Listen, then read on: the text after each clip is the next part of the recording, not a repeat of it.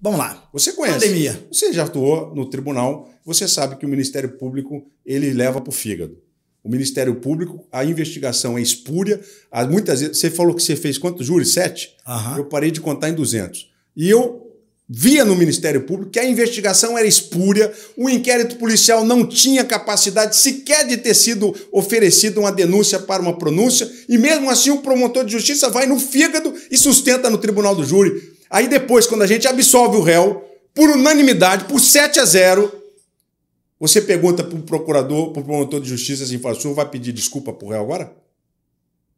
O mínimo que se espera de dignidade agora é o senhor pedir desculpa. Lá nos Estados Unidos a indenização é bilionária.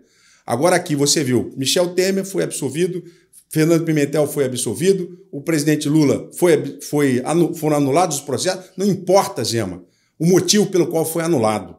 Nós estamos falando de vidas humanas. Nós estamos falando de cidadãos e cidadãs que tiveram a sua vida devassada na imprensa. E depois, quando os processos são anulados, vem com essa ladainha de que o processo foi anulado e o povo agora, como é que fica? O povo tem que ter dignidade para um judiciário que condene com provas, para um judiciário que aprecie de forma imparcial e um Ministério Público que tenha coragem de pedir o arquivamento quando o inquérito não tem provas.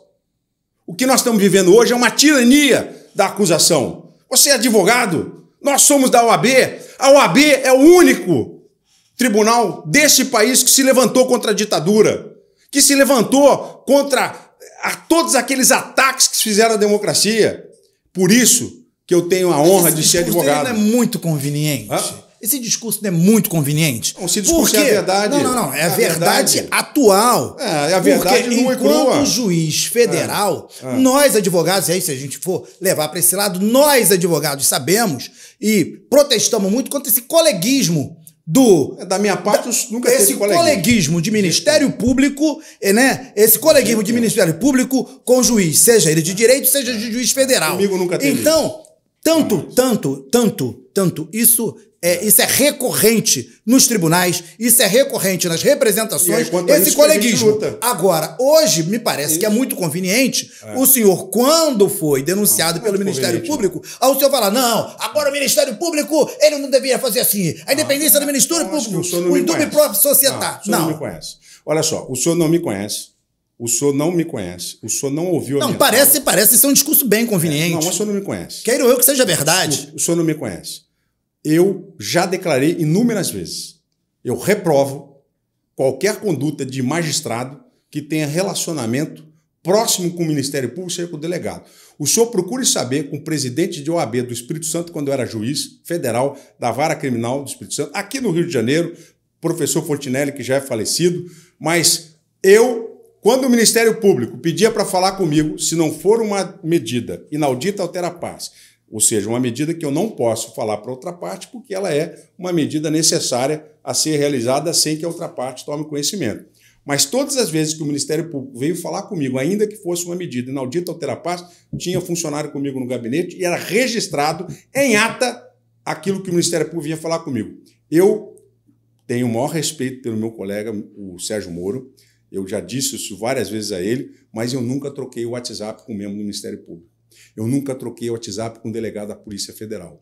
Todas as vezes que eles vinham despachar comigo, o delegado, ou seja, o Ministério Público, ainda que fosse na fase inquisitorial, no inquérito, respeitando a súmula vinculante número 40, eu sempre disse o seguinte, vou dar vista a outra parte. Não farei absolutamente nada sem dar vista a outra parte. Ou, quer falar comigo? Vou marcar audiência. Então, doutor Zema, é bom que a gente está se conhecendo, que o senhor vai conhecer meus posicionamentos. Eu participei de inúmeras palestras, de inúmeros seminários e sempre defendi a absoluta imparcialidade do magistrado. Inclusive, que é o mínimo que se aguarda da magistratura. Óbvio, exatamente. E a separação do Ministério Público, quando a gente diz que é o chamado quarto poder, pela sua independência institucional, foi desenhado no bojo constitucional justamente para poder assegurar exatamente essa separação, não estando dentro da do judiciário. Eu quero te dizer mais uma coisa. Eu sou contra o Ministério Público ficar sentado do lado do juiz. Eu também. Tem que sentar lá embaixo, junto com o advogado, porque é parte. É parte. Eu tenho o maior respeito pelo Ministério Público, Eu tenho inúmeros amigos que são procuradores gerais, eu tenho inúmeros amigos que são procurador da República, mas eu estou assistindo, né, uma diminuição da instituição Ministério Público. Há algumas situações em que o Ministério Público age de forma impensada. Há algumas situações que nós precisamos corrigir. Ações de improbidade precisam ser propostas com um mínimo de dignidade, com investigações mais aprofundadas. Ainda que na ação civil pública de improbidade, você tenha duas fases. Numa primeira fase, você avalia se recebe ou não a denúncia de improbidade, na outra você prossegue. Ainda assim, quando se envolve autoridade pública, o processo tem que ser sigiloso. Quando foi feito o inquérito contra mim, os jornalistas, na busca e apreensão, tinham chegado antes da Polícia Federal. Tudo foi montado para assassinar minha reputação. Antes da Polícia Federal chegar, já tinha câmeras instaladas no portão do Palácio das Laranjeiras. Foi um espetáculo. Foi feito um espetáculo, né? O juiz federal Wilson Witzel, o governador de estado, estava sendo vítima ou alvo de uma busca e apreensão. Foi um espetáculo. Por quê? Eu não me curvei à velha política. E amanhã, voltando ao cargo de governador, que eu tenho certeza que nós vamos retomar, porque a população vai escolher certo, não vai escolher o ladrão. A população não vai escolher esses 4 tons de Cabral e Pisciani que estão aí pelas pesquisas. Pesquisas mentirosas, pesquisas mal feitas. Na outra eleição me davam 1, 2, 3%, eu ganhei quase no primeiro turno. Então a população ela vai saber escolher, porque eu vi na rua hoje em Campo Grande como a população veio falar comigo. Então eu tenho certeza, Rosema, que a verdade vai prevalecer. Eu não tenho medo da verdade, por isso que a gente está aqui. Boa. É isso. Vamos falar sobre pandemia? Bora lá. Então, ao Portal UOL se ocupou a não entrega de 7 hospitais de campanha do Instituto Iabas aos deputados bolsonaristas, tudo que eles fizeram. A culpa realmente foi deles ou foi realmente incompetência da sua gestão ou de conseguir implementar os 7 hospitais de campanha? Não, você não entendeu para que serviu os 7 hospitais de campanha. Aliás, eu já expliquei mais de uma vez, vou explicar de novo. Nossa linha de atuação no combate à pandemia, ela era pautada, num primeiro momento, em fazer o isolamento social. Num segundo momento, quando fossem aumentando os leitos de internação e os equipamentos necessários para a internação, usaríamos a rede privada. A rede privada estava lotada. A rede pública estava lotada. A Prefeitura do Rio de Janeiro fez a instalação do hospital de campanha. Pedimos à Rede Dó que fizesse o hospital de campanha, e fizeram. Pedimos ao bombeiro que fizesse o hospital de campanha, e fizeram. Nós fomos fazendo um planejamento de ação. Quando você está numa guerra, você faz um planejamento, uma ação principal e ações secundárias. Os hospitais de campanha eram hospitais de reserva, caso todas as nossas estruturas físicas não pudessem ser utilizadas, não tivessem mais capacidade de absorver. Quando os hospitais de campanha foram montados, eles precisavam ser montados, pelo menos a estrutura deles, para você colocar lá dentro os equipamentos.